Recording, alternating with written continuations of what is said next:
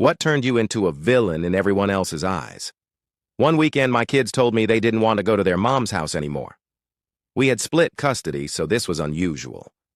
I knelt down and gently asked them why. They hesitated at first, but then shared something no parent ever wants to hear. They said mommy's new boyfriend made them do weird things and told them not to tell anyone. When I pressed further, my heart shattered.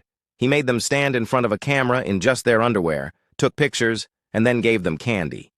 At first, they thought it was harmless. But over time, they started to feel uncomfortable and asked him to stop. That's when he got upset and slapped my daughter's face. They told their mom, crying and scared. But instead of protecting them, she accused them of being jealous of her new relationship. She said I must have told them to lie. I was furious. I called the police immediately, but the deputy who arrived was her brother-in-law. He brushed it off, saying I was just trying to ruin her happiness.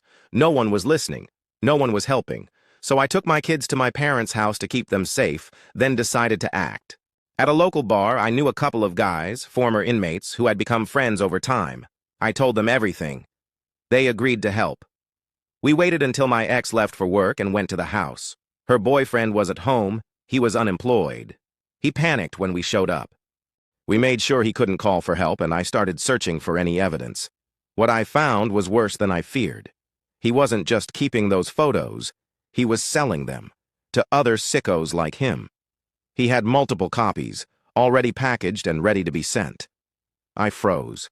If my children hadn't spoken up, those pictures would have ended up in the hands of strangers. Something in me broke. I completely lost control. I pounded the boyfriend's head in with the iron knuckles I had been wearing and didn't stop until my two friends had to pull me away before things got worse. I sat on the floor shaking, crying, not just because of what had happened, but because I knew what this meant. If I went to prison, my kids might end up back with their mother and maybe face danger again.